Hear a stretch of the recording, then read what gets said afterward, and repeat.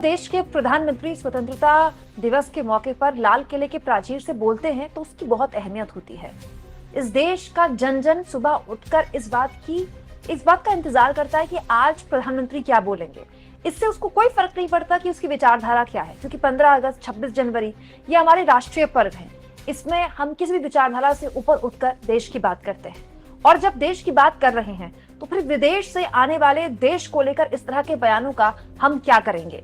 दोस्तों, प्रधानमंत्री नरेंद्र मोदी के आज के भाषण के कई पहलू अगर हम देखें तो उनको सुनकर आपको आश्चर्य भी होगा और आपको ये भी लगेगा कि ऐसा क्यों होता है कि प्रधानमंत्री हर चीज में अपने आप को मतलब पर्सनली इस मामले को ले लेते हैं। क्या स्वतंत्रता दिवस के मौके पर इस तरह की बात बोली जा सकती थी? दोस्तों, वो भी तब जब ठीक मोदी के लाल किले के प्राचीर से बोलने से पहले ही विदेश से भारत को लेकर ऐसे बयान आ रहे हों। दोस्तों, प्रधानमंत्री नरेंद्र मोदी ने आज पूरा भाषण आत्मनिर्भर भारत और खुद के पैरों पर खड़े होने को लेकर बोला, और उन्होंने इशारों में डॉलर का जिक्र करते हुए ऐसा लगता है कि ट्रंप को एक तरह से जवाब दिया। लगता है, मैं इसलिए बोल रही हूँ क्योंकि ट्रंप का नाम मोदी जी लेते नहीं, लेकिन इस जवाब में कुछ सवाल थे जो अब तक अधूरे रह गए।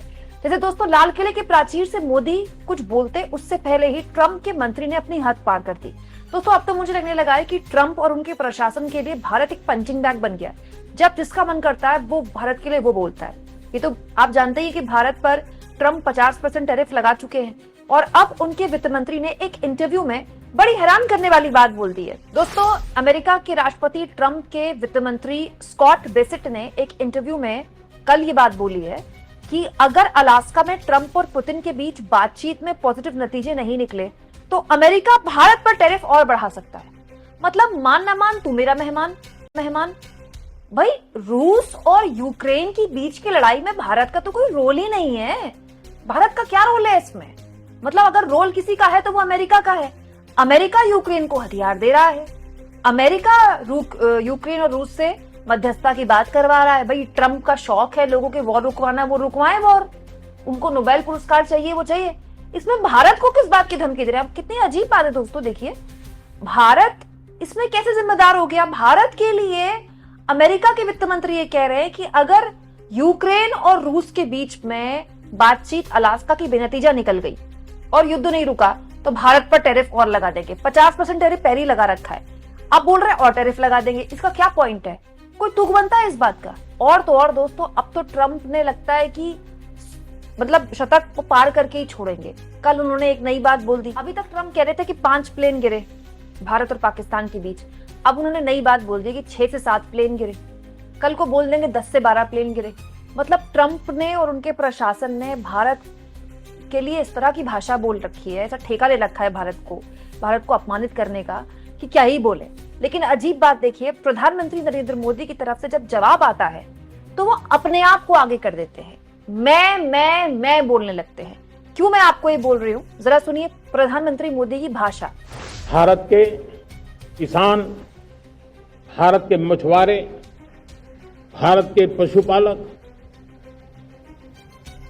उनसे जुड़ी किसी भी अहितकारी नीति के आगे मोदी दीवार बन के खड़ा है। आप बोलेंगे इसमें क्या गलत है?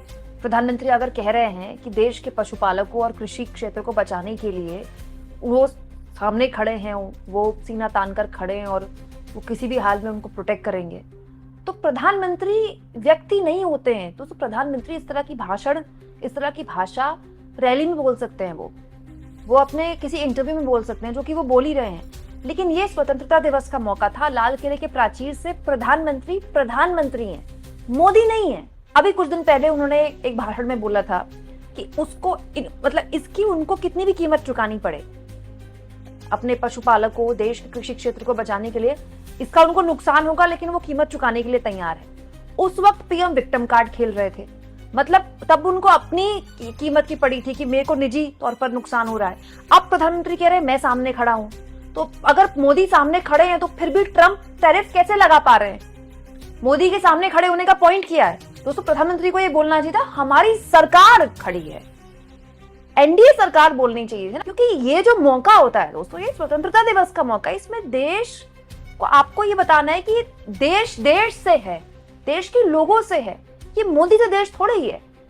बात बहुत छोटी लग सकती है दोस्तों, लेकिन बात ये साइकी की है, बात भाषणबाजी की नहीं है। और क्योंकि अब प्रधानमंत्री ने अपने ऊपर ये बात ले ली है कि वो सीना तान कर खड़े हैं, तो अब जब वो पर्सनल ले रहे हैं मामले को, तो फिर मैं पर्सनल सवाल पूछना बनता है मेरा कि फिर सीना तान कर खड़े हैं तो फिर ट्रंप के मंत्री इस तरह की फालतू की बात क्यों बोल रहे हैं, ऐसी बकवास